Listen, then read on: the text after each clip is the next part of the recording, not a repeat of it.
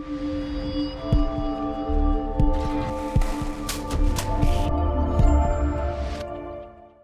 right, good afternoon and welcome to the Middle East Forum's weekly podcast series.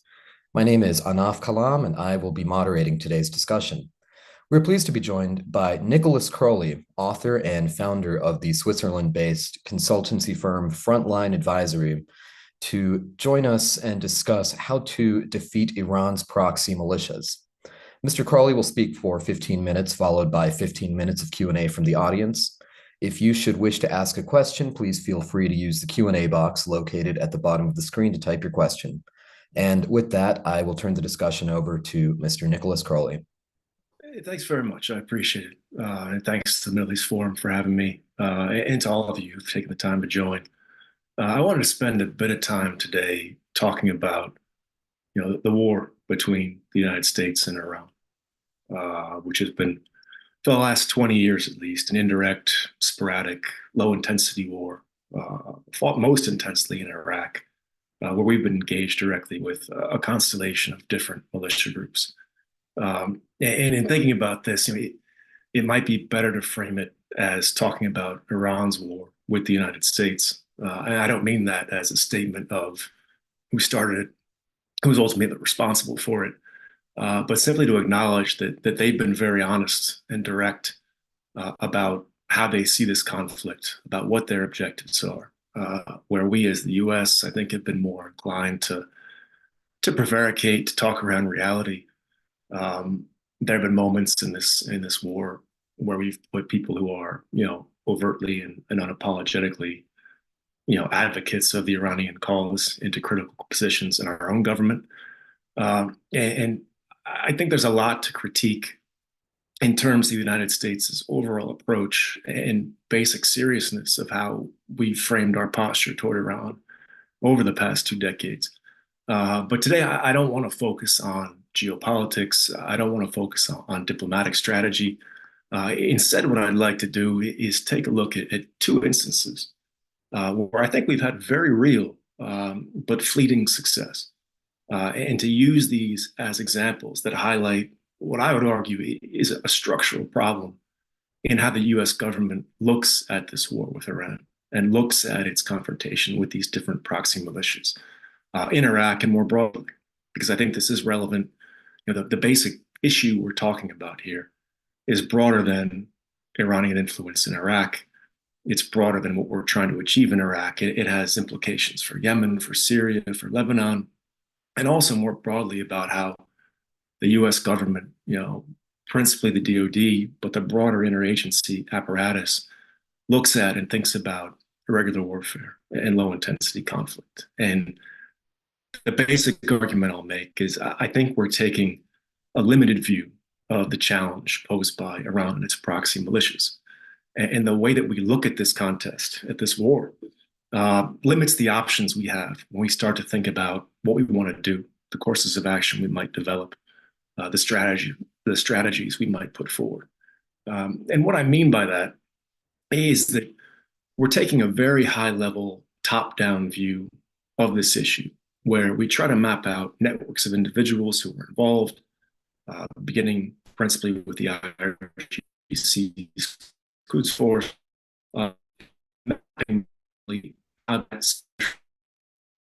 has relationships, has proxies that act as other networks of individuals in places like Iraq.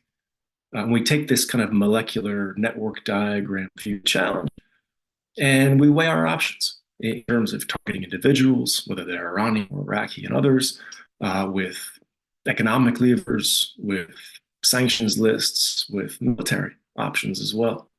And this is how we frame it, right? This is how we're looking at it.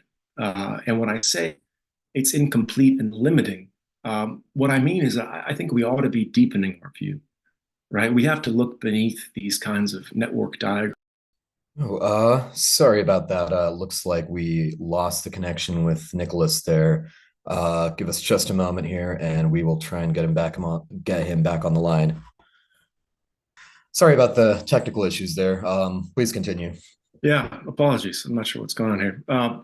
So we have this molecular view, And we're trying to look at broadening it to try to see how these different militia networks establish their own roots in places like Iraq. All right, and thinking about economically, socially, culturally, politically, how are they getting a foothold in the society of a place like Iraq? And the idea is that if our planning can start from this broadened, deepened view of the problem set that goes beyond this sort of network-centric model, we open up a whole range of additional courses of action wherein we can target that root structure. And we're talking about things that are overwhelmingly non-military, non-coercive, constructive courses of action, working with civil society as a means potentially to open up, demilitarized options to engage in this contest, which are, I think, much more appealing with political climates in the United States, with the realities of the political economy and social views toward the US in places like Iraq, where we can change the stakes a bit and come at this in potentially a different way. And this is where the two examples come in, because the current view we're taking, this limited view, even when we get things quite right, we have limited strategic results. In the first example I'll use, and again, there's a broader discussion to be had here that's in a book that I wrote about the Medhi Army itself. It goes back to the surge, sort of the pinnacle, the high point of American military action in Iraq, circa 2007, 2008, which was quite legitimately a major success, which set the conditions through which the United States military could scale back its effort and have a broadly acceptable conclusion to the war, at least within sort of public consciousness in the United States. And this is an event in a period in time that's acquired sort of a mythical status, right? And here we have to distinguish myth from reality a bit. And we don't have time to do full justice to this today. The book itself, without coming here to plug a book, it does that in some granularity in terms of what was happening and why certain things worked and certain things didn't. But the myth of the surge is as this triumph of counterinsurgency in theory and in practice.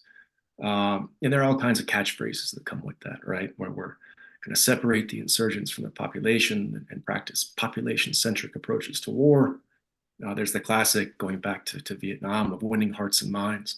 And the basic story here is that American military forces were able to provide security, economic development and opportunity, more robust governance to the people of the greater Baghdad area, and thereby kind of pry them away from core militant groups like Al-Qaeda, like the Medhi Army, like what were then the special groups, right? The origins of these splinter militias aligned with or controlled by the Iranian government itself. And then the intent was, by doing this, by pulling the population away, we would have space to go after key individuals. And we would have the people on our side in this sort of full spectrum approach to counterinsurgency. The reality of this, the reality of the surge, as I would argue it, as I saw it, was as not that, but as an enormously aggressive and very effective lethal targeting campaign against these militant groups that I just mentioned a moment ago, wherein you had special operations units effectively roaming the capital night by night, chasing down targets. And they did so very, very effectively. This is something the US military has become very, very good at. And they were sufficiently successful in this endeavor that we dispersed and degraded these networks for a period of years. And this was a huge achievement, right? This made a difference to the security situation in Baghdad, but not in the ways that we tend to look back on and assume it happened. And with a real shelf life, right? Because if you fast forward in time a little bit, all these different networks regenerated. And what I would argue, and this gets into this limited view I've been talking about, to try to put forward here as a problem in our approach to Iran, that this hearts and minds side of things was utterly ineffective. And I say that as someone who was there at the time tasked to do that, right? I'd love to say we made a difference. But if you go back to Baghdad, which I've done on a regular basis for the past 10 years, there's pretty much no evidence of billions of dollars in investment in economic activity that we tried to stimulate At least hundreds, if not thousands of lives on our side, a great number more Iraqi lives.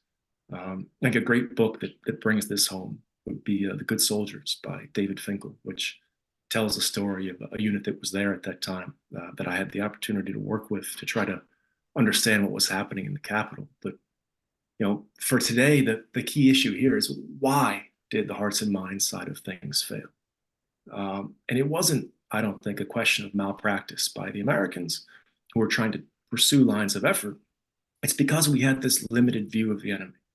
Right? We didn't really understand how groups like the Mahdi Army, how the different Shia militias had sunk their own roots into different neighborhoods of Baghdad and established a foothold in what the army would call the human terrain. Now, this population-centric model of counterinsurgency just assumes sort of a mass-based popular movement. And the core premise is that if you can win over the loyalty of individuals, or at least some support, you can help them, or they can help you, shape patterns of violence and affect the trajectory of what's happening. Now, the book itself on the Mahdi Army goes into real detail here.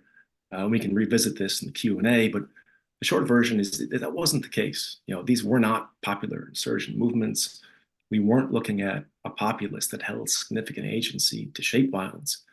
On the other hand, on the contrary, you had the people hunkered down, trying to endure waves of violence and broad antipathy, frankly, not only toward militant groups, but toward the Iraqi government, toward us, etc. So this whole security development governance hearts and minds side really went nowhere and became a sideshow, unfortunately, to a very effective targeting barrage.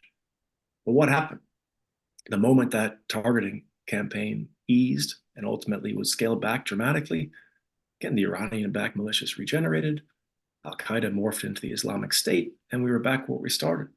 And if you'll kind of allow a metaphor, we've been hacking away at the branches and limbs of these networks, terrorist and militia organizations, but we've been blind to their roots. And so ultimately, we were pruning them, not destroying them. And this gets at the strategic implications of taking a limited view, an incomplete view, to a very serious problem set.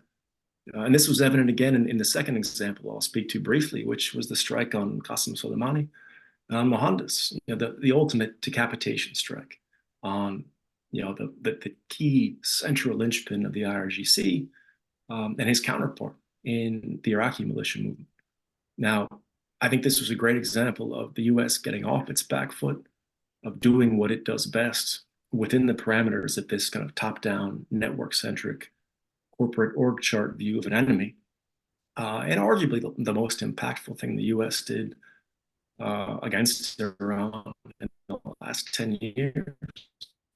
But what happened? What is the ultimate legacy of that? You had systemic disruption for a period of time. You could argue for a sort of medium-term strategic degradation of what Iran has tried to do in the region. But if you look at Iraq, Iran-backed militias have regrouped, they've reorganized, they've rebranded, they're growing in strength in the big picture. They're rooted in control of border crossings, Captagon flows, aspects of the illicit economy. They're doing this despite a very limited ability to cultivate mass appeal, and instead have found themselves as muscle effectively in putting down popular movements among the youth. And the US has been largely absent in this, largely irrelevant in dealing with this. And I'll pause now and go to Q&A with a rhetorical question of what might that strike on Soleimani and Mohandas have achieved in the more strategic mind if it had been aligned with a wider campaign engaging with Iraqi society, all right, to look at, again, and to target in a constructive, non-military way, this social, economic, political roots of the proxies through which Iran exerts influence. We haven't done that. And instead, we wind up in this bizarre situation, which exactly echoes 2008, 2009, of saying, well, this particular militia faction, we know they're tied to Iran, but this one isn't.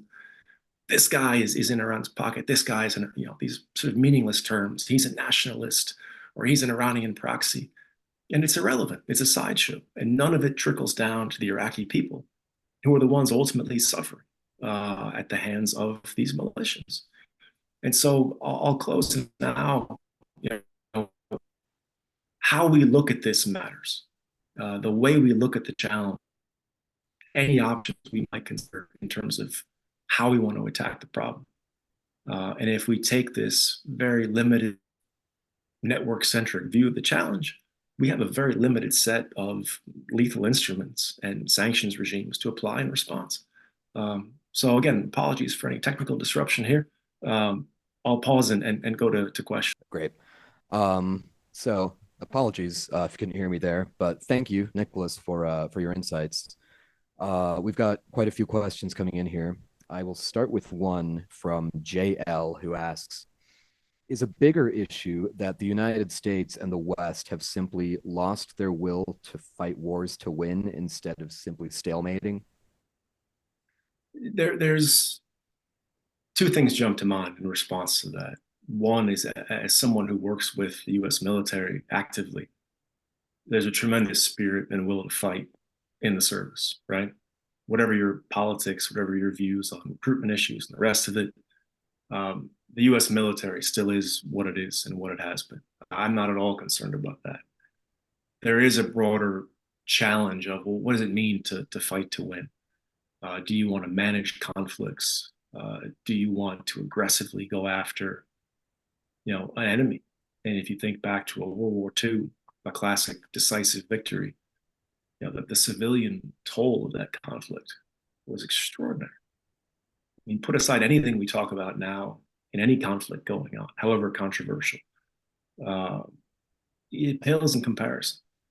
So I get the point. And I don't disagree that there's perhaps undue caution and sort of some strategic ambiguity in terms of how we approach conflict. But I'm less worried about, first of all, the military itself. And second, I'm a bit wary of romanticizing decisive victories of the past simply because of what you'd find if you peel back that even a little bit. All right, well, thank you. We have another question from David Levine, who asks, or states, the left-wing media and much of the Jewish media try to convince us that the leadership of Iran is unpopular with the masses and would covertly support anyone who attempts to overthrow it. Do you accept this as true, or do you see this as yet more disinformation? That's hard. You can look, I mean, Iran is a massive country, right? A diverse country. Someone from the outside could say of the United States, the people are dissatisfied, the people are divided. You'd have to really dig in and become quite granular about this, right? You'd have to really sit and think, okay, what does the opposition look like? What's left? How is it organized? What are the fundamentals of civil society that might mobilize? How might they politicize themselves effectively? There's the appetite for outside intervention in the Middle East is always a dubious proposition, right? Who's going to come in and do this? So I think it is fair to talk about widespread frustration, disenchantment, desire for opportunity, desire for cultural change, potentially. The key question is who has agency, who takes action, how is that orchestrated? And it won't be as simple as some outsider standing up. It's going to be, I think, a more robust campaign of capacity building, of encouragement to civil society, et cetera, that then in turn can evolve on its own. And this gets at some of the opportunities I was trying to allude to in Iraq. What is the United States pitch to Iraqi society? What does democratization mean? What are we talking about when we talk about human rights, et cetera? And how can all of that stuff, which is easy to nod along to and agree with, get packaged into an actual strategy to undermine groups like some of these militias that have enormous influence that's vastly disproportionate to their popularity and their acceptance in Iraqi society? All right, thank you. And apologies if you couldn't hear me earlier. I hope it's fixed now. I switched to a different microphone. We have a question from George Jacoby, who asks, With the United States now withdrawing from Iraq and leaning towards a two-state solution for the Israeli-Palestinian dispute after the Hamas war, to regularization of Middle East relations, and assuming a nuclear agreement, could U.S. relations with Iran be successfully normalized to end the conflict, including the conflict post-Soleimani? Yeah, so this has always been kind of the magic button to Middle East politics, right? Is there some amazing reconciliation to be had with the Iranian government that, again, diffuses all these different conflicts raging in all these different places? Um, all of this assumes, I think, that the Iranian government, as it's currently comprised, doesn't really believe most of what it said, and that they are, open to compromise, open to a very different vision of their relationship with the U.S., of their relationship with their Arab neighbors. I'm skeptical, um, without any enthusiasm behind it. When people take an inordinate amount of effort and resources to tell you what they think and what they want over a period of generations, you ought to listen to them. And I think it's wishful thinking to assume that that isn't the case. That there's some kind of magic solution. And again, this is driven, very serious people in the State Department would disagree with me, right? We had policy for years based on offering enough to the Iranians, um, from the nuclear discussions to economic discussions, et cetera, whereby, yeah, maybe we can get there. I get the appeal of it. I just don't think personally, I don't think it's realistic. I'd love to be wrong, but I don't see it. Alrighty. An anonymous attendee asks, was the United States' refusal to support two serious uprisings in Iran a blunder? It's a question of what that looks like, right? And, one of the debates ongoing in the US military, in, the State Department, looks at civil resistance, right? Because that's what this is. Um, what does external support to that look like? What should it look like? And you have to get very practical here. You can talk in broad terms saying, the US should have helped. You might have had a successful reform movement or revolution or who knows what, right? But what does that actually look like? The nuts and bolts of that. Who executes that? Who plans that? Who designs that? Then it gets much more difficult. What are the immediate and even sort of medium-term consequences of the United States government throwing its support behind the Green Movement or student protests? So you have to be very careful here. And I think you have to find this balance between the U.S. government as a very polarizing entity, right, in the region, in Iran in particular, putting its fingerprints on civil society, on things that are naturally happening in Iran, versus finding ways to simply empower and encourage and set conditions for things like this to be successful. I think you have to walk that line very, very carefully. Excuse me. We have a question from Lev Citrin. Apologies if I mispronounced that. It's a big question, and he asks, I always ask why it is that we are not hitting the Ayatollahs and other Islamists where it would really hurt, which is to say the ideology that underpins their behavior. And skipping ahead a little bit, uh, Islam despises idolatry, yet the Ayatollahs and other Islamists are the very idolaters that they themselves despise. Why don't we talk about that? Yeah, I think the U.S. government, and for some good reasons here, is uncomfortable telling the people of the Middle East what they ought to believe. And you've seen this sort of uncomfortable spectacle of American politicians and American bureaucrats trying to explain Islam to Muslims. I don't think that's a winning formula. Um, and as an outsider, you can look at a set of religious beliefs and contrast that to a set of political practices and point out hypocrisy. But maybe some of that ties back to this lack of self-confidence, to this uncertainty of how we want to present ourselves in the region. But some of it, I think, is justifiable reticence, saying, we're not here to tell, the people of a faith how they ought to practice their faith and what idolatry looks like and what blasphemy looks like. Because again, whatever the mouthpiece might be from the United States, is that compelling? And I think you have to pick your spots there. Oh, thank you. Going back to the Iranian proxies, the Israelis recently launched that strike on Zahedi and other IRGC leaders in Syria. And you kind of touched on this when you were talking about America's strike on Qassem Soleimani. How effective are these operations to, as you said, kind of cut the heads off these snakes? Are they really effective if there isn't supplementation from, say, the top down or the bottom up? Yeah, I mean, I think they're tactical actions that can have tactical consequences. And the Soleimani strike was the most significant of that, right? That's arguably a strategic action, and it did have some strategic consequences. I wouldn't undersell that, but that by itself isn't the end of the war, right?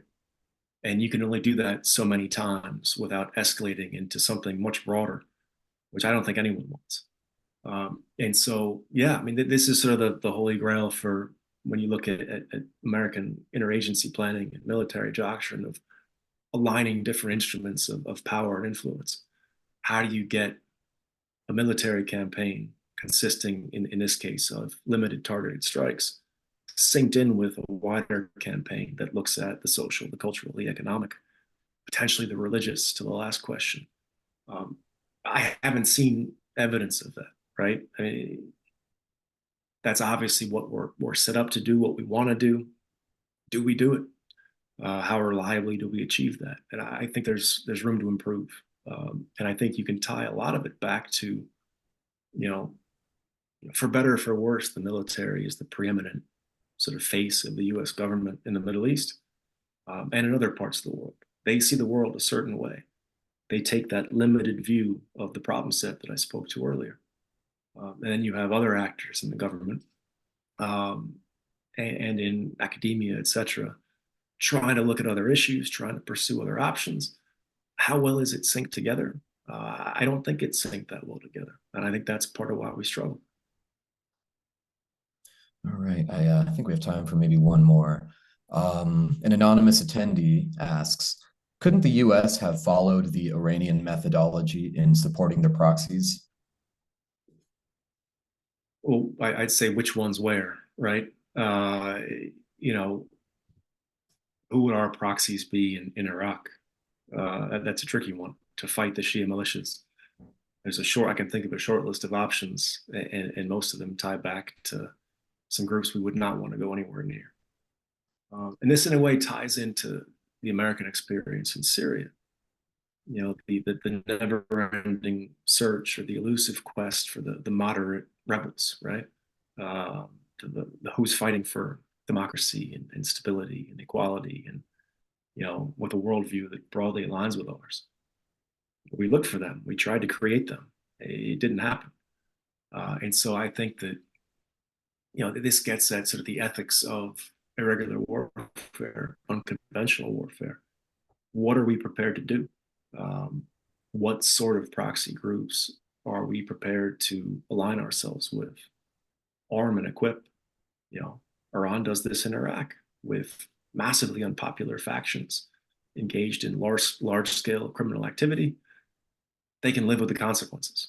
And again, you get into some sort of double standards in the media, and what would the headlines look like? And we try this sometimes, and you do get the headlines. The U.S. trains and equips Faction X in Syria, and look where they turned out to be. I don't think we can play that game.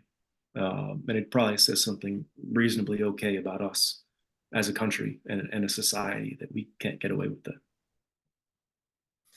All right. Well, thank you. Unfortunately, we have come to the close of our podcast. Nicholas, thank you again for taking the time to join us. Thanks for having me. I really appreciate it. Yeah, and before we sign off, is there anywhere our viewers can go if they would like to find more of your work?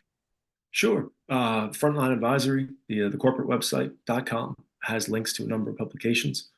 And then broadly there, if you get online and search, there's a number of articles, a lot of which speak to this underlying issue of how DoD in particular sees the world and the kinds of capabilities that we ought to have and the processes we ought to develop to get this deeper understanding.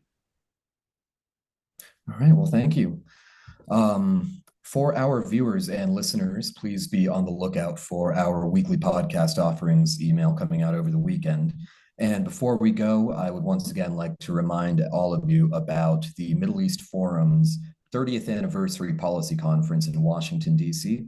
It'll be taking place from May 13th through May 15th, and we will be covering policy panels We'll be featuring policy panels covering Israel victory, confronting threats from Turkey and Iran, countering Islamism, and combating Islamist infiltration in higher education. You could sign up by going to our website at meforum.org under the Events and Activities tab, or you can send an email to events@meforum.org if you'd like to register. We hope to see you all there. We thank you all again for joining us, and I hope you all have a wonderful day. Thanks.